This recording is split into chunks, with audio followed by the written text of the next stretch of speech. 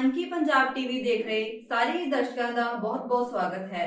ਜਿਵੇਂ ਕਿ ਤੁਹਾਨੂੰ ਪਤਾ ਹੈ ਕਿ ਪੰਜਾਬ ਦੇ ਵਿੱਚ 2022 ਦੇ ਇਲੈਕਸ਼ਨ ਦਾ ਜਿਹੜਾ ਹੈ ਦੌਰ ਚੱਲ ਰਿਹਾ ਹੈ। ਇਸੇ ਹੀ ਸਬੰਧ ਵਿੱਚ ਵੱਖ-ਵੱਖ ਪਾਰਟੀਆਂ ਆਪੋ ਆਪਣੇ ਉਮੀਦਵਾਰ ਖੜੇ ਕਰਕੇ ਆਪੋ ਆਪਣੀ ਜਿੱਤ ਦਾ ਵੀ ਦਾਅਵਾ ਕਰ ਰਹੀਆਂ ਹਨ। ਅੱਜ ਅਸੀਂ ਇਸੇ ਹੀ ਸਬੰਧ ਦੇ ਵਿੱਚ ਸਟੂਡੀਓ ਦੇ ਵਿੱਚ ਜੁੜੇ ਹਾਂ ਸੀਨੀਅਰ ਵਾਈਸ ਚੇਅਰਮੈਨ ਦਲਿਤ ਵਿਕਾਸ ਬੋਰਡ ਪੰਜਾਬ ਬਾਬਾ ਗੁਰਮੁਖ ਸਿੰਘ ਸੁਲਤਾਨਵਿੰਡ ਜੀ ਦੇ ਨਾਲ ਕਿ ਉਹ ਇਸ ਬਾਰੇ ਆਪਣੇ ਕਿਸ ਤਰ੍ਹਾਂ ਦੇ ਵਿਚਾਰ ਪੇਸ਼ ਕਰਦੇ ਹਨ। ਬਾਬਾ ਜੀ ਸਟੂਡੀਓ ਦੇ ਵਿੱਚ ਤੁਹਾਡਾ ਬਹੁਤ-ਬਹੁਤ ਸਵਾਗਤ ਹੈ। ਖਾਲਸਾ ਜੀ, ਪਹਿਲੇ ਮੇਰਾ ਤੁਹਾਡੇ ਸਰੂਪ ਨੂੰ ਪ੍ਰਣਾਮ, ਸਤਿ ਸ੍ਰੀ ਅਕਾਲ। ਉਸ ਤੋਂ ਬਾਅਦ ਅਨਕੀ ਪੰਜਾਬ ਟੀਵੀ ਚੈਨਲ ਦਾ ਬਹੁਤ ਧੰਨਵਾਦ, ਤਹਿ ਦਿਲੋਂ ਧੰਨਵਾਦ ਕਰਦਾ ਹੈ ਜਿਨ੍ਹਾਂ ਨੇ ਮੇਰੀ ਆਵਾਜ਼ ਨੂੰ, ਮੇਰੇ ਦਲਿਤ ਭਾਈਚਾਰੇ ਦੀ ਆਵਾਜ਼ ਨੂੰ, मेरे मजदूर भरावां की आवाज़ में अज अनकी पंजाब टीवी चैनल के माध्यम से इस पंजाब की जनता को दसन जा रहे मैं तुहानूं जी आया कहना। ਅੱਜ ਅਸੀਂ ਬਾਬਾ ਜੀ ਦੇ ਨਾਲ ਕੁਝ ਅਹਿਮ ਮੁੱਦਿਆਂ ਦੇ ਉੱਤੇ ਗੱਲਬਾਤ ਕਰਾਂਗੇ ਜਿਸ ਦੇ ਨਾਲ ਉਹ ਸਾਡੇ ਦਰਸ਼ਕਾਂ ਦੇ ਨਾਲ ਆਪਣੇ ਵਿਚਾਰ ਪੇਸ਼ ਕਰਨਗੇ। ਹਾਂਜੀ ਬਾਬਾ ਜੀ, ਜਿਸ ਤਰ੍ਹਾਂ ਕਿ ਤੁਹਾਨੂੰ ਦਲਿਤ ਵਿਕਾਸ ਬੋਰਡ ਦਾ ਚੇਅਰਮੈਨ ਬਣਾਇਆ ਗਿਆ ਹੈ, ਇਸ ਦੇ ਚੇਅਰਮੈਨ ਬਣਨ ਤੋਂ ਪਹਿਲਾਂ ਤੁਸੀਂ ਆਪਣੇ ਸਮਾਜ ਨੂੰ, ਆਪਣੇ ਭਾਈਚਾਰੇ ਨੂੰ ਕਿਸ ਤਰ੍ਹਾਂ ਦੀ ਉਹਨਾਂ ਦੇ ਜਿਹੜੇ ਮੁੱਦੇ ਹਨ ਉਠਾ ਚੁੱਕੇ ਹੋ ਜਾਂ ਉਹਨਾਂ ਦਾ ਕਿਸ ਤਰ੍ਹਾਂ ਸਹਿਯੋਗ ਤੁਸੀਂ ਕਰ ਚੁੱਕੇ ਹੋ? ਖਾਲਸਾ ਜੀ, ਜਦੋਂ ਮੈਂ ਤੁਹਾਡੇ ਲਿਬਾਸ, ਤੁਹਾਡੇ ਮਾਨਿਆ ਦੇਖਦਾ ਹਾਂ तो मैनू अपना सिख पंथ याद आ जाता है कि मैं एक रंगरेटे गुरु के बेटे जन्म लिया। दलित भाईचारे जिहड़े मुद्दे तुसीं हुणे सवाल बहुत अहम सवाल कीता है कि कहानियां पईयां कि मुश्किलां दा सामना करना पिया। इस मकाम ते पहुंचना ग्रेट सवाल है खालसा, क्योंकि मेरी जिंदगी जो जमीन के नाल जो लेबर है, चाहे वो रिक्शा वाला, चाहे वो बिल्डिंग मजदूर है, चाहे वो खेत मजदूर है, चाहे वो पढ़ने वाला, चाहे फैक्ट्री मजदूर है, ये सारे जो कारोबार है, ये सारे काम मैं खुद किए। इस करके मेरी जिंदगी की चाहत सी कि काश मैं एक नेता बनाऊं और अपने अवाम, अपने मजदूर तबके की आवाज बुलंद करके असेंबली हाउस के अगर पार्लीमेंट हाउस के दसा ताकि जिन्हें भी अज तक सारे नेता धन बनते हैं, रहीश लोग ने, जज्बारी होते हैं, उन्होंने की पता है कि मजदूर की जिंदगी की है। लेकिन किसी चीज का भी नाश नहीं होता खालसा। जिस तरह उन्होंने साडे न्यू चैनल सीएम बने, उन्होंने पता सी कि दूरी के मिट्टी विच ला के बिल्कुल पिता पिता है। उन्होंने छोटे अपनी जिंदगी के वो रोल वक्त याद सी जो मेहनत मजदूरी शुरू कमा करके अज वो पहले MLA बने, फिर मंत्री बने, अज वो पंजाब के सीएम बने। इसी तरह के नाल मैं बहुत मेहनत की है, पार्टी की बहुत समाज की है। जनवरी में MHC इलेक्शन लड़ी है, कांग्रेस पार्टी को जीतया। उस तो बाद पार्टी की बहुत सेवावां की हैं और पार्टी ने कांग्रेस पार्टी का जो इतिहास है, मैंने एक याद है गया कि खडूर हल्के के विचों सरदार लखा सिंह नूं MLA टिकट दे के उन्होंने एक गड्डी वाले नूं MLA बनाया। इस तरीके कांग्रेस पार्टी का जो इतिहास है, एक रेड़े घोड़े वाले एक पल्लेदार एडा बड़ा मान दिता है। दलित विकास बोर्ड पंजाब का चेयरमैन बनाया। मैं अपनी पार्टी के अपने हल्का विधायकी भी बना रही हूँ, उनका शुक्रगुजार करता हूँ और कांग्रेस हाईकमान का शुक्रगुजार करता है कि जिन्होंने जमीन के नाल जुड़े लोगों की। ਬਾਬਾ ਜੀ, ਕਿ ਜਿਵੇਂ ਤੁਸੀਂ ਗੱਲ ਕੀਤੀ ਕਿ ਤੁਸੀਂ ਆਪਣੇ ਭਾਈਚਾਰੇ ਨੂੰ ਸਮੇਂ-ਸਮੇਂ ਤੇ ਬਹੁਤ ਸਹਿਯੋਗ ਵੀ ਦੇ ਚੁੱਕੇ ਤੇ ਉਹਨਾਂ ਲਈ ਤੁਸੀਂ ਕਈ ਕੁਝ ਕਰ ਚੁੱਕੇ ਹੋ, ਪਰ ਦਲਿਤ ਵਿਕਾਸ ਬੋਰਡ ਦੇ ਚੇਅਰਮੈਨ ਬਣਨ ਤੋਂ ਬਾਅਦ ਤੁਸੀਂ ਆਪਣੇ ਭਾਈਚਾਰੇ ਦੇ ਕਿਹੜੇ-ਕਿਹੜੇ ਮੁੱਦੇ ਹੁਣ ਤੱਕ ਉਠਾ ਚੁੱਕੇ ਹੋ ਜਾਂ ਉਹਨਾਂ ਨੂੰ ਕਿਹੜੀਆਂ-ਕਿਹੜੀਆਂ ਤੁਸੀਂ ਸਹੂਲਤਾਂ ਦਵਾ ਚੁੱਕੇ ਹੋ? ਸਭ ਤੋਂ ਪਹਿਲੇ ਐਜੂਕੇਸ਼ਨ ਜੋ ਹੈਗੀ ਹੈ, ਜਿਸ ਤਰ੍ਹਾਂ ਚੰਨੀ ਸਾਹਿਬ ਨੇ ਆਖਿਆ ਹੈਗਾ, ਸਾਡੇ ਸੀਐਮ ਸਾਹਿਬ ਨੇ, ਕਿ ਜਦ ਤੱਕ ਸਾਡਾ ਦਲਿਤ ਭਾਈਚਾਰਾ ਵੈਲ ਐਜੂਕੇਸ਼ਨ ਪਿਕ ਨਹੀਂ ਕਰਦਾ, ਪ੍ਰਾਪਤ ਨਹੀਂ ਕਰਦਾ, ਤਦ ਤੱਕ ਸਾਡੀ ਗਰੀਬੀ ਦਾ ਕੋਈ ਰਸਤਾ ਨਹੀਂ ਹੈਗਾ, ਉਹ ਹੱਲ ਨਹੀਂ ਹੈਗਾ। ਇਸ ਤਰੀਕੇ ਸਭ ਤੋਂ ਪਹਿਲੇ ਮੈਂ ਜਿਹੜਾ ਮੇਰਾ ਆਵਾਮ ਹੈ, ਜਿਸ ਤਰ੍ਹਾਂ ਬੈਠੇ ਰਿਕਸ਼ੇ ਵਾਲੇ ਨੇ ਜਾਂ ਉਹ 300 ਰੁਪਏ ਪਰ ਡੇ ਦਾ ਕਿਰਾਇਆ ਦਿੰਦੇ ਹੈਗੇ ਆ, ਉਸ ਤੋਂ ਬਾਅਦ ਇਹ ਟੈਂਪੂ ਚਾਲਕ ਨੇ ਉਹ 500 ਰੁਪਏ ਪਰ ਡੇ ਦਾ ਕਿਰਾਇਆ ਦਿੰਦੇ ਆ। तो मैं मेरी पंजाब सरकार ने सर्वे रोजगार योजना बनाई है, कारपोरेशन बैंक कराई, तो मैं सारे लोगों उन्होंने फॉर्म पा रहा वा, बैटरी रिक्शा छोटे छोटे रोजगार वास्ते, चाहे कोई बुटीक का लड़की कम करी है, चाहे कोई बैटरी रिक्शा किसी ने लेना है, चाहे कोई टेंपू लेना वा, उन्होंने वास्ते सर्वे रोजगार योजना कारपोरेशन बैंक कराई, उन्हें फॉर्म फिल किए गए। सैकंड जो मैं अपने दलित भाईचारे कर रहा हूँ, एक मैं Punjab state social school board का डायरेक्टर है, वो डायरेक्टर से जब मैं उसने अहदे में संभालिया तो मैं देखा है कि न्यू अमृतसर नगर दफ्तर है, उसे जब मैं गया तो उन्हें आखिया कि 45,000 कार्ड बने गए अमृतसर तो चुना मैनेजर जरा सी, दो इंस्पेक्टर सी, मैं उन्होंने एक साढ़े सताम रोड से ठीक पॉइंट है का टॉप नहीं छड़ते, उत्थे मजदूर मिस्त्री कड़ी करने वाले कारपेंटर्स सारे जो कंस्ट्रक्शन बिल्डिंग नाल संबंधित लोग उत्थे बैठते ने, जब उन्होंने लैके सर्वे किया तो 1.0 यानी कि ना मात्रा जिहड़े मजदूर लोग है उन्होंने लेबर कार्ड 45,000, तो ज्यादा टोटल जो एक 3,17,000 पंजाब तो लेबर कार्ड बने ने, तो देखिए कि गरीब लोगों को कुछ नहीं मिला, सिर्फ 40,000 लोग है जो जैन है, बाकी सब अमीर लोग है, कोई गोल्ड का काम करता है, कोई जनरल कास्ट का है, कास्ट का मीन नहीं है, अमीर लोग जिन्हें पढ़े लिखे लोगों ने लेबर कार्ड बने, लेकिन जिन्हें लोगों को जोग है जिन्होंने चीज चाहिए, जिन्होंने लेबर कार्ड की सुविधा चाहिए, जिस तरह मतलब एजुकेशन लेबर कार्ड फ्री है, ट्रीटमेंट जो टोली फ्री है, फिर एक 5 लाख का बीमा खाता जी, वो जिस का लेबर कार्ड बनता उसका मतलब बीमा होता है, नॉमिनेशन होने बाद होता है, एक्सीडेंट होता है, उस तो बाद इतों तक लेबर कार्ड का फायदा है कि अगर लेबर कार्ड वाले का माता पिता की डेथ भी होगी तो ताकि वो वास्ते संस्कार क्रियाक्रम करने वास्ते वो भी पंजाब सरकार ही रहेगी, लेकिन मेरी दुख मेरी पीड़ा जो है उन्होंने खालसा जी लेबर कार्ड नहीं बने जिन्होंने जरूरत है, जब तक साडे एजुकेशन की अवेयरनेस नहीं है तब तक सानू जी भी पंजाब सरकार जो फैसिलिटी जो सहूलतां देती है उस हद तक नहीं पहुंचना, वो सहूलतां जो अमीर लोग ले लेते हैं, ये मेरी कमजोरी है, ये मेरी पीड़ा है, ये मेरा दुख है। दूसरे नंबर ते तीसरे नंबर ते आ जाता है साडी जिहड़ा नीले कार्डां दी प्रक्रिया गई है, बहुत सारे जिहड़े डिपो होल्डर्स ने पहले हम दस एक परिवार से एक बूठा लगाते सी तो सारे परिवार के मेंबर करते जो ऑनलाइन सिस्टम आजकल ऑनलाइन सिस्टम कार्ड सारे हो गए, ਉਹਦੇ ਵਿੱਚ ਡਿਪੂ ਵਾਲੇ ਜਾਂ ਹੋਰ ਜਿਨ੍ਹਾਂ ਨਾਲ ਸੰਬੰਧਿਤ ਮੁਲਾਜ਼ਮ ਨੇ ਉਹ ਬਹੁਤ ਕਬਲਾ ਕਰਦੇ, ਕਿਉਂਕਿ ਸਾਡੇ ਲੋਕਾਂ ਨੂੰ ਅਵੇਅਰਨੈਸ ਨਹੀਂ, ਅਗਰ 4G ਦਾ ਆਨਲਾਈਨ ਸਿਸਟਮ ਹੈ ਨੈਟ ਤੇ ਉਹਨਾਂ ਦੇ 3 ਕਹਿ ਦਿੰਦੇ ਕਿ ਜੀ ਦੇ ਕਰ ਇਹ ਜਿਹੜੀਆਂ ਸਭ ਭ੍ਰਿਸ਼ਟਾਚਾਰ ਦੀਆਂ ਜਿਹੜੀਆਂ ਮਤਲਬ ਇਹ ਹੋ ਰਿਹਾ ਵਾ ਜਿਹਨੂੰ ਕਿ ਮਤਲਬ ਇੱਕ ਧੋਖਾਧੜੀ ਹੋ ਰਹੀ ਆ,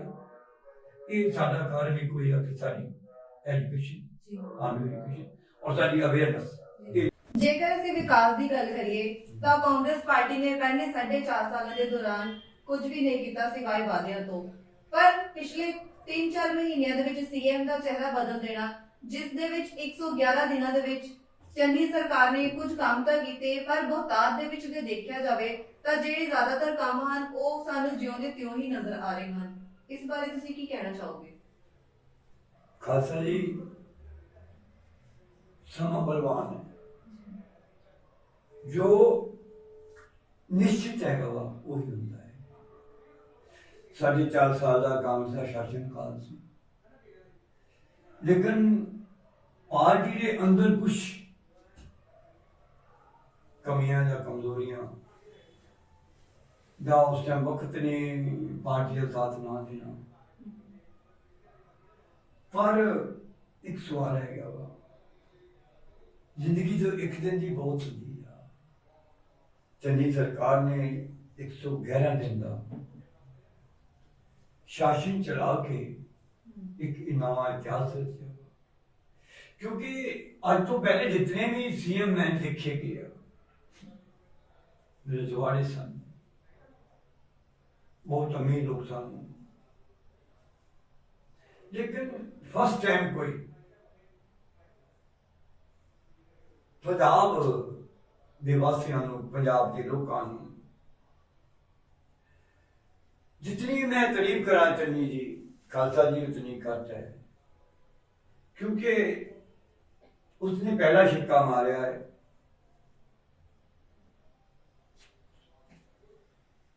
53 लाख परिवारों की 53 लाख परिवारों की दलित का बहुत सारे नाम ने दे दिया, लेकिन वो दलित बीसी दलित कोई फर्क नहीं है। 53 लाख परिवारों के 2 किलो वाट के उन्हें बिल माफ किए, किसी का 2 लाख, किसी का 4 लाख, किसी का 50,000, जेडे देन तो लोग असमर्थ सन। ये नहीं कि ऐसी बीसी जन जो भी असमर्थ सन, उन्होंने ये बिल माफ करके एक नवा इतिहास रचा। बाबा जी, जिस तरह ਤੁਸੀਂ ਗੱਲ ਕਰ ਰਹੇ ਹੋ ਕਿ ਉਹਨਾਂ ਨੇ 2 ਕਿਲੋਮੀਟਰ ਵਾਟ ਤੱਕ ਬਿਜਲੀ ਦੇ ਬਿੱਲ ਵੀ ਮਾਫ ਕੀਤੇ, ਪਰ ਜ਼ਿਆਦਾਤਰ ਇਹ ਜਿਹੜੀ ਸਹੂਲਤ ਹੈ ਇਹ ਕੁਝ ਕੁ ਲੋਕਾਂ ਨੂੰ ਹੀ ਮਿਲ ਸਕੀ। ਜ਼ਿਆਦਾਤਰ ਲੋਕਾਂ ਨੂੰ ਇਸ ਸਹੂਲਤ ਤੋਂ ਲੋਕ ਵਾਂਝੇ ਹੀ ਰਹੇ। ਇਸ ਬਾਰੇ ਤੁਸੀਂ ਕੀ ਕਹਿਣਾ ਹਾਂ, ਚਾਹੋਗੇ? ਇਹ ਕਿੱਦਾਂ ਹੋ ਸਕਦਾ ਵਾ? ਉਹਨੇ 3 ਰੁਪਏ ਕਿਲੋ, 3 ਰੁਪਏ ਪ੍ਰਤੀ ਯੂਨਿਟ ਦੀ ਬਿਜਲੀ ਵੀ ਤੇ ਰੇਟ ਘੱਟ ਕੀਤੇ, ਔਰ ਹਿੰਦੁਸਤਾਨ ਦੇ ਵਿੱਚ ਸਭ ਤੋਂ ਸਸਤੀ ਬਿਜਲੀ ਉਸ ਪੰਜਾਬ ਵਿੱਚ ਹੈਗੀ ਹੈ। ਆਪਾਂ ਕਿੱਦਾਂ ਕਹਿ ਰਹੇ ਹਾਂ ਖਾਲਸਾ ਜੀ ਕਿ ਇਹ ਸਾਨੂੰ ਸਹੂਲਤ ਨਹੀਂ ਮਿਲੀ? ਕਿ ਇਹ ਸਹੂਲਤ ਵਾਕਈ ਸਾਰੇ ਲੋਕਾਂ ਨੂੰ ਮਿਲ श्योरली ਰਹੀ ਹੈ। क्यों नहीं मिली? अगर 3 रुपए यूनिट उन्हें घटाया वा तो सारे मतलब सारे पंजाब के लोगों को बढ़ाया, ਜ਼ਰੂਰਤਮੰਦ लोगों सारे मतलब रेट घट किए गए। हाँ, वो जिहड़े 2 किलो वाट के बिल माफ किए गए 53 लाख परिवारों के, वो देन तो असमर्थ सन, चाहे एससी, चाहे ओबीसी, चाहे जनरल, वो लोग। इस करके जदों भी वो एमएलए सन या मंत्री सन, उस समय लोग उन्होंने को जानते थे कि असीं ते बिल दे नहीं सकते। ਤੇ ਕੁਦਰਤ ਨੇ ਉਹਨਾਂ ਨੂੰ ਸੀਐਮ ਬਣਾਇਆ, ਉਹਨਾਂ ਨੂੰ ਉਸ ਲਾਇਕ ਬਣਾਇਆ, ਤੇ ਉਹਨਾਂ ਨੇ ਛੱਕਾ ਮਾਰ ਕੇ ਤੇ ਸਾਰੇ 53 ਲੱਖ ਪਰਿਵਾਰਾਂ ਨੂੰ ਰਾਹਤ ਦਿੱਤੀ ਹੈ। ਤੇ ਰਹੀ ਗੱਲ ਬਿਜਲੀ ਬਿੱਲ 3 ਰੁਪਏ ਕਿਲੋ ਯੂਨਿਟ ਦੀ, ਉਹ ਤੋਂ ਸਾਰੇ ਪੰਜਾਬ ਦੇ ਲੋਕਾਂ ਨੂੰ ਰਾਹਤ ਮਿਲੀ ਹੈਗੀ ਹੈ। ਜਿਸ ਤਰ੍ਹਾਂ ਤੁਸੀਂ ਬਿਜਲੀ ਦੀ ਗੱਲ ਕਰ ਰਹੇ ਹੋ ਕਿ ਬਿਜਲੀ ਜਿਹੜੀ ਹੈ ਪੰਜਾਬ ਦੇ ਵਿੱਚ ਸਭ ਤੋਂ ਸਸਤੀ 3 ਰੁਪਏ ਯੂਨਿਟ ਤੇ ਮਿਲ ਰਹੀ ਹੈ, ਜੇਕਰ ਚੰਨੀ ਸਰਕਾਰ ਦੁਬਾਰਾ ਰਿਪੀਟ ਹੁੰਦੀ ਹੈ ਤਾਂ ਕਿ ਫਿਊਚਰ ਦੇ ਵਿੱਚ ਵੀ ਜਿਹੜੀ ਬਿਜਲੀ ਹੈ ਉਹ ਇੰਨੇ ਮਤਲਬ ਸਸਤੀ ਰਹੇਗੀ ਜਾਂ ਵੱਧ ਵੀ ਸਕਦੀ ਹੈ? ਖਾਲਸਾ ਜੀ, ਤੁਸੀਂ ਫਿਰ ਸਵਾਲ ਨੂੰ ਬੈਸਟ ਤਰੀਕੇ ਨਾਲ ਇਹ ਜਨਤਾ ਦੇ ਸਾਹਮਣੇ ਰੱਖਿਆ ਹੈ। ਮੈਂ ਭਰੋਸਾ ਦੇਣਾ, मैं विश्वास देना कि अगर 3 रुपए यूनिट से अगर सरकार रिपीट हुई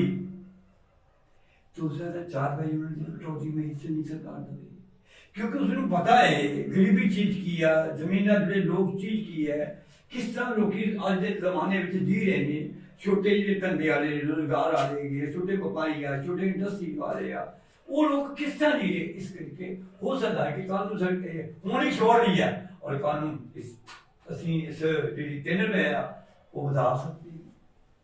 क्यों नहीं बतावांगे? असं 4 रुपए यूनिट भी इतनी सरकार करेगी, महाराज सरकार साड़ी रिपीट छोड़ दी है।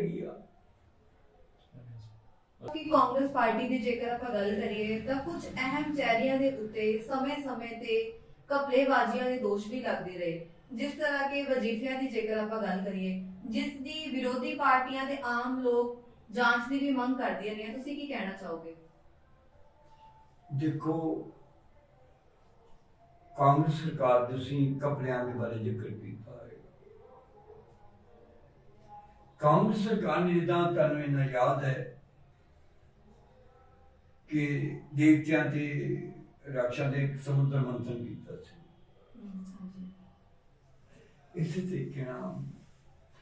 कांग्रेस सरकार ने, राहुल गांधी जी ने, सोनिया गांधी जी ने, प्रियंका गांधी जी ने कांग्रेस सरकार का मंथन करके उन्होंने ਜਿਹੜੇ ਸਹੀ ਲੋਕ ਨੇ, ਜਿਹੜੇ ਅੱਛੇ ਲੋਕ ਨੇ, ਜਿਹੜੇ ਕਾਂਗਰਸ ਦੀ ਰੀੜ੍ਹ ਦੀ ਹੱਡੀ ਹੈ, ਜਿਹੜੇ ਗਰੀਬ ਵਰਕਰਸ ਹੈਗੇ ਨੇ, ਉਹਨਾਂ ਨੂੰ ਗਾੜੀ ਲਿਆਉਣਗੇ ਔਰ ਗਾਂ ਜਿਹੜੇ ਸਾਫ ਅਕਸ਼ ਵਾਲੇ ਲੋਕ ਨੇ ਉਹਨਾਂ ਨੂੰ ਟਿਕਟਾਂ ਦਿੱਤੀਆਂ। ਬੜਾ ਅਹਿਮ ਸਵਾਲ ਕੀਤਾ ਵਾ। ਹੁਣ ਵਿਰੋਧੀ ਤੇ ਸਾਨੂੰ ਆਮ ਵਾਲੇ ਕਹਿੰਦੇ ਜਿਹੜੇ ਸਾਡੇ ਲੋਕਾਂ ਨੂੰ ਕਾਂਗਰਸ ਨੇ ਨਕਾਰਦੀ ਆ ਉਹਨਾਂ ਨੂੰ ਟਿਕਟਾਂ ਦੇ ਰਹੀ ਹੈ, ਚਾਹੇ ਉਹ ਝਾੜੂ ਵਾਲੇ ਆ, ਚਾਹੇ ਉਹ ਬੀਜੇਪੀ ਵਾਲੇ ਆ, ਅਕਾਲੀ ਦਲ ਵਾਲੇ ਵੀ ਆ। ਜਿਹੜੇ ਲੋਕ ਸਾਡੀ ਸਰਕਾਰ ਜਿਨ੍ਹਾਂ ਲੋਕਾਂ ਨੂੰ ਰਿਜੈਕਟ ਕਰ ਦਿੰਦੀ ਐਮਐਲ ਜਿਨ੍ਹਾਂ ਨੇ ਕਬਲੇ ਕੀਤਾ, ਮਾੜੇ ਕੀਤੇ ਹੈਗੇ ਆ, ਜਦੋਂ ਉਹਨਾਂ ਨੇ ਮੰਤਰੀ ਕੀਤਾ ਹੈਗਾ ਵਾ, तो फिर ਜਿਹੜੀ ਸਾਡੀ ਵਿਰੋਧੀ ਧਿਰ ਹੈ, ਚਾਹੇ ਉਹ ਝਾੜੂ ਵਾਲੇ ਆ, ਚਾਹੇ ਉਹ ਅਕਾਲੀ ਸਰਕਾਰ ਹੈ, ਉਹ ਉਹਨਾਂ ਨੂੰ ਕੋਈ ਜਗ੍ਹਾ ਦੇ ਰਹੀ ਹੈਗੀ ਆ। ਇਸ ਕਰਕੇ ਅਸੀਂ ਕਾਂਗਰਸ ਦੀ ਪਹਿਚਾਣ ਇੱਕ ਅਲੱਗ ਪਹਿਚਾਣ ਹੈ। ਕਾਂਗਰਸ ਕੋਈ ਜਾਤਪਾਤ ਦਾ ਸਵਾਲ ਨਹੀਂ ਹੈਗਾ ਔਰ ਕਾਂਗਰਸ ਗਾਂ ਜੋ ਸਾਡੀ ਚੰਨੀ ਸਰਕਾਰ ਨੇ ਰਿਪੀਟ ਹੋਣਾ ਹੈ, ਇੱਕ ਨਵਾਂ ਪੰਜਾਬ, ਇੱਕ ਅਨੋਖਾ ਪੰਜਾਬ, ਇੱਕ ਐਜੂਕੇਸ਼ਨ ਹਰ ਵਰਗ ਦਾ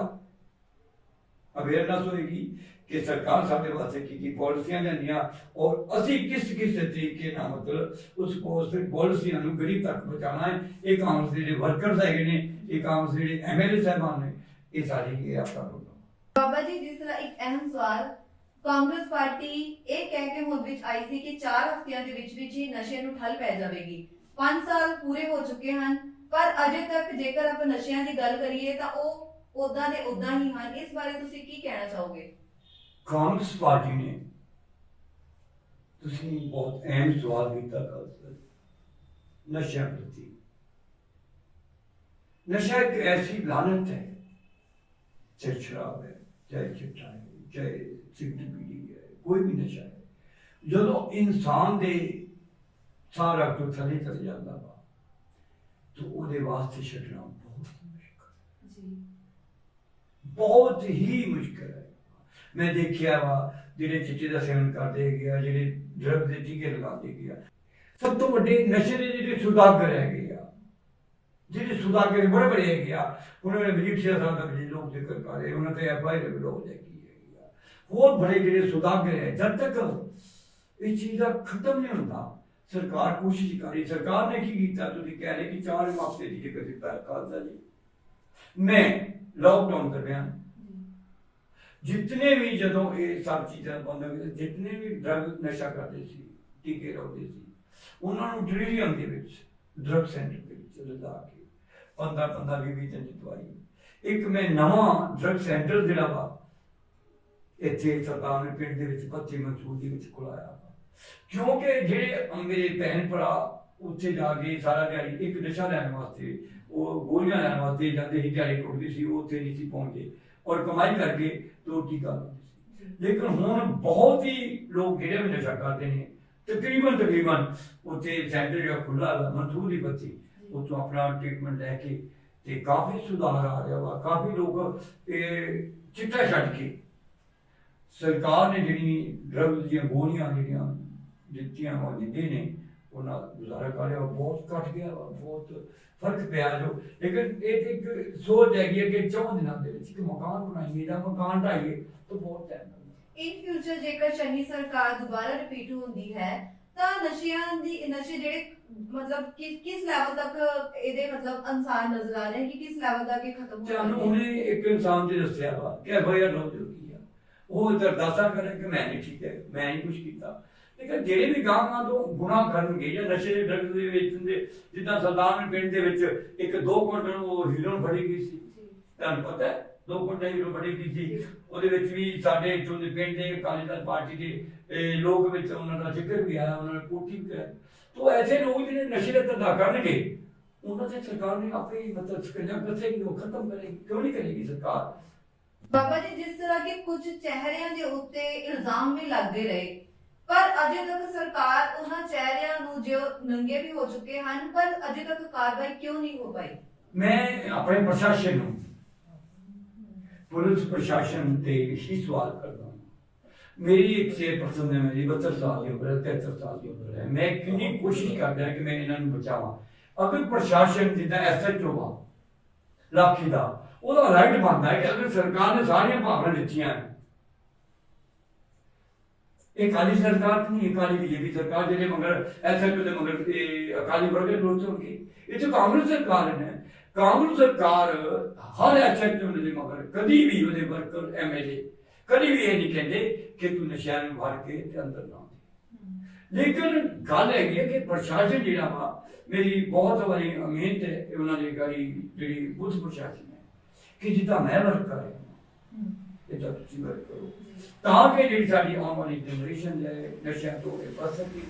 ਤੇ ਬਚ ਕੇ ਆਪਣੀ ਜਿਹੜੀ ਐਜੂਕੇਸ਼ਨ ਦਾ ਖਿਆਲ ਰੱਖੇ ਰੁਜ਼ਗਾਰ ਦਾ ਖਿਆਲ ਰੱਖੇ ਤਾਂ ਕਿ ਸਾਡਾ ਅਨੋਖਾ ਪੰਜਾਬ ਇਹ ਮੈਂ ਵਾਅਦਾ ਕਰਦਾ ਕਿ ਅਬ ਸਾਡੀ ਸਰਕਾਰ ਵੀਡੀਓ ਨਹੀਂ ਅਸੀਂ ਅਨੋਖਾ ਪੰਜਾਬ ਪੜ੍ਹਿਆ ਲਿਖਿਆ ਪੰਜਾਬ ਰੋਜ਼ਗਾਰ ਵਾਲਾ ਪੰਜਾਬ ਪੜ੍ਹਿਆ ਲਿਖਿਆ ਪੰਜਾਬ ਬਣਾ ਦਾਂਗੇ ਤਾਂ ਕਿ ਇਤਿਹਾਸ ਰਚ ਜਾਵੇ। ਹੁਣ ਅਸੀਂ ਸਮਾਪਤੀ ਵੱਲ ਵਧ ਰਹੇ ਹਾਂ। ਇੱਕ ਅਹਿਮ ਬਹੁਤ ਹੀ ਅਹਿਮ ਸਵਾਲ ਜਿਸ ਤਰ੍ਹਾਂ ਕਿ ਇਹ ਸੁਣਨ ਵਿੱਚ ਆਇਆ ਹੈ ਕਿ ਸਿੱਧੂ ਸਾਹਿਬ ਦੀ ਇਹ ਮਨਸ਼ਾ ਸੀ ਕਿ CM ਦਾ ਚਿਹਰਾ ਉਹਨਾਂ ਨੂੰ ਅਨਾਉਂਸ ਕੀਤਾ ਜਾਵੇ ਪਰ ਹਾਈ ਕਮਾਂਡ ਨੇ ਫਿਰ CM ਚੰਨੀ ਦਾ ਹੀ ਚਿਹਰਾ ਜਿਹੜਾ ਰਿਪੀਟ ਕਰ ਦਿੱਤਾ ਹੈ ਮੁੱਖ ਮੰਤਰੀ ਵਾਸਤੇ। ਹੁਣ ਕਈ ਤਰ੍ਹਾਂ ਦੇ ਸਵਾਲ ਨਵਜੋਤ ਕੌਰ ਸਿੱਧੂ ਵੱਲੋਂ ਵੀ ਦਿੱਤੇ ਜਾ ਰਹੇ ਹਨ। ਕੀ ਤੁਹਾਨੂੰ ਲੱਗਦਾ ਹੈ ਕਿ ਸਿੱਧੂ ਸਾਹਿਬ ਹੁਣ ਪਾਰਟੀ ਦੇ ਵਿੱਚ ਰਹਿ ਕੇ ਆਪਣੀਆਂ ਜਿਹੜੀਆਂ ਸੇਵਾਵਾਂ ਉਹ ਪਾਰਟੀ ਪ੍ਰਤੀ ਉਸੇ ਤਰ੍ਹਾਂ ਹੀ ਨਿਭਾਉਂਦੇ ਰਹਿਣਗੇ? ਕੀ ਕਹਿਣਾ ਚਾਹੋਗੇ? ਸਭ ਤੋਂ ਬਹੁਤ ਖਾਲਸਾ ਜੀ ਤੁਸੀਂ ਇੱਕ ਬੈਸਟ ਔਰ ਤਾਕਤਵਰ ਸਵਾਲ ਕੀਤਾ ਹੈ। ਤੁਸੀਂ ਹੁਣੇ ਇੱਕ ਸਵਾਲ ਕੀਤਾ ਹੈ ਕਿ ਹਾਈ ਕਮਾਂਡ ਨੇ ਚੰਨੀ ਨੂੰ ਹਰਾਇਆ ਹੈ CM ਦਾ ਚਿਹਰਾ। खालसा जी बिल्कुल गलत है और राहुल गांधी ने नहीं हाई कमान ने नहीं ऐलानिया CM का चेहरा। CM का चेहरा ओनली पंजाब की जनता ने ओनली पंजाब के लोगों ने चाहे वो गरीब है चाहे वो मजदूर है चाहे वो किसी भी वर्ग ਨਾਲ संबंधित है उसने CM का चेहरा पब्लिक ने पंजाब के वासियों ने ऐलानिया बल्कि राहुल गांधी जी ने बिल्कुल साबित कर दिता है कि मैं चन्नी साहब को CM नहीं बनाया। चन्नी साहब को CM दोबारा रिपीट होया चेहरा तो सिर्फ पंजाब के वासियों ने पंजाब के गरीब लोगों ने पंजाब के BC लोगों ने पंजाब के जनरल लोगों ने चुनिया मैं नहीं चुनिया।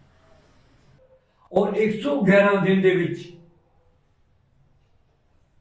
चन्नी साहब ने वो कुछ करके तुरंत मैसेज है तुरंत चाहे वो बिजली के बिलों वास्ते सी चाहे वो पानी वास्ते सी चाहे वो लाल डोरे का फैसला सी चाहे वो मतलब पेट्रोल डीजल का तुसी डीजल कह रहे हैं ना अरे 5 से 10 रुपए पेट्रोल ते डीजल सस्ता है वो सारे पंजाब वासियों को महंगा मिला और जेकर जो भी अज तक चन्नी साहब ने 111 दिनों के शासन काल के बीच खालसा जी उन्हें सहूलत दी है वो पंजाब के हर वर्ग के लोग चाहे वो SC है चाहे वो BC है चाहे वो जनरल है जी चन्नी साहब is the best CM in the past in the futures और in the पंजाब और in the हिंदुस्तान। मेरी सोच यही कह रही है कि वो जमीन तो थले उठा जमीन ना दुबिया पहले MC बनया फिर MLA बनया फिर मंत्री बनया फिर CM बनया हम दोबारा CM बनता रहा ये भी CM का चेहरा लिया वा वो पंजाब वासियों दी दुआवां पंजाब वासियों दी बेनतियां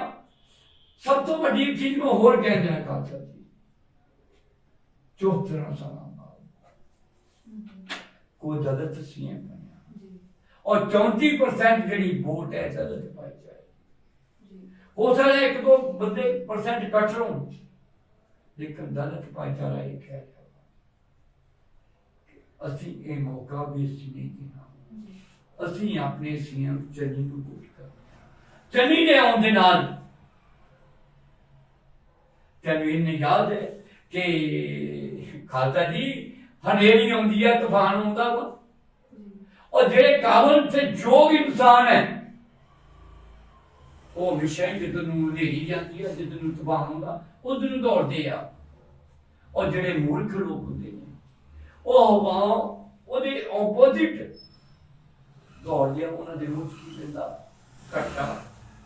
ਅੱਖਾਂ ਪਰ ਇਸ ਕਰਕੇ ਇਸ ਟਾਈਮ ਜੋ ਹਨੇਰੀ ਚਲੀ ਦੀ ਹੈ और चनी दी अंधेरी को कोई रोक नहीं सकता कांग्रेसी एरिया और राहुल गांधी जी जो उसने उस दिन स्टेटमेंट दी थी ओदी अंधेरी है और कांग्रेस पार्टी की एकजुटता नहीं अंधेरी है इन्हें कोई भी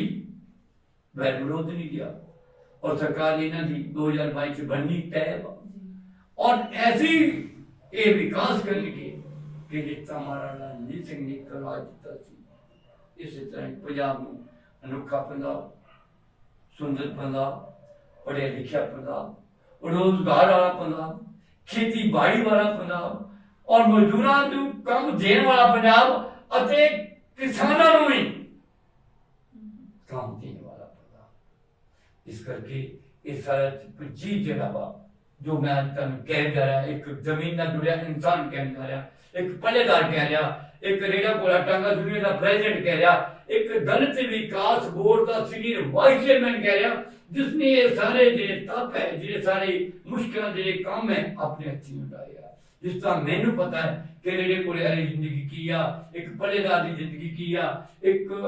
लेबर मजदूर की बिल्डिंग मजदूर की जिंदगी की या एक किसान मजदूर की जिंदगी की या एक फैक्ट्री मजदूर की जिंदगी की या ये मैनू पता मैं हटाया इसे तरह साडे सीएम चनी जी ने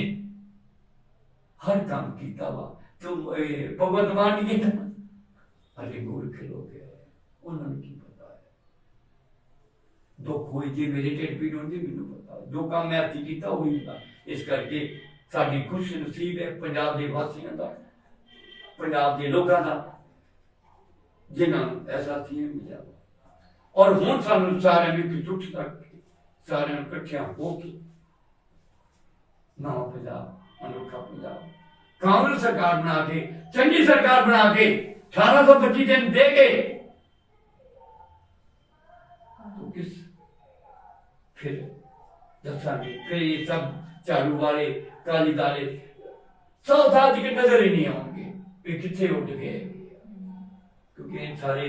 केजरीवाल होया भगवंत मान होया इन्होंने मैं अगर उदाहरण दे इन्होंने कितों बड़ा तो हीरा निकल गया पर मैं किसी को मारा नहीं कहना चाहूंगा मेरे की जरूरत है मैं तो अपनी पार्टी के सवावां की गल करनी हां मैं तो चंडी सरकार ने जो 111 ने शासन काल में कीता ओदी गल करनी हां मैं तो अनोखे पंजाब दी जिदा सिद्धू साहब ने आख्या रंगला पंजाब अनोखा पंजाब सुनहरा पंजाब बनावांगे रोजगार वाला पंजाब बनावांगे ये तरीके ये डर है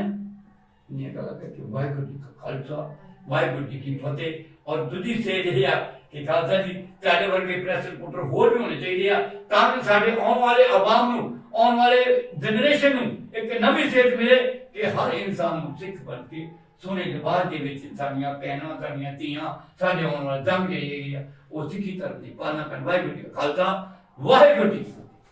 ਬਾਬਾ ਜੀ ਤੁਹਾਡਾ ਸਾਡੇ ਸਟੂਡੀਓ ਦੇ ਵਿੱਚ ਆਉਣ ਤੇ ਬਹੁਤ ਬਹੁਤ ਧੰਨਵਾਦ ਹੁਣ ਅਸੀਂ ਸਮੇਂ ਦੀ ਨਜ਼ਾਕਤ ਨੂੰ ਦੇਖਦੇ ਹੋਏ ਸਮਾਪਤੀ ਕਰਨ ਜਾ ਰਹੇ ਹਾਂ ਸਾਰੇ ਦਰਸ਼ਕਾਂ ਨੂੰ ਬੇਨਤੀ ਹੈ ਕਿ ਉਹ ਸਾਡੇ ਚੈਨਲ ਨੂੰ ਵੱਧ ਤੋਂ ਵੱਧ ਸ਼ੇਅਰ ਕਰਨ ਸਬਸਕ੍ਰਾਈਬ ਕਰਨ ਤੇ ਕਮੈਂਟ ਕਰਨ ਹੁਣ ਅਸੀਂ ਅਗਲੀ ਵਾਰ ਮਿਲਾਂਗੇ ਨਵੇਂ ਐਪੀਸੋਡ ਦੇ ਨਾਲ ਇਸੇ ਤਰ੍ਹਾਂ ਹੀ ਤੁਹਾਡੇ ਨਾਲ ਨਵੇਂ ਮੁੱਦਿਆਂ ਦੇ ਉੱਤੇ ਗੱਲਬਾਤ ਕਰਾਂਗੇ ਹੁਣ ਦਿਓ ਸਾਨੂੰ ਇਜਾਜ਼ਤ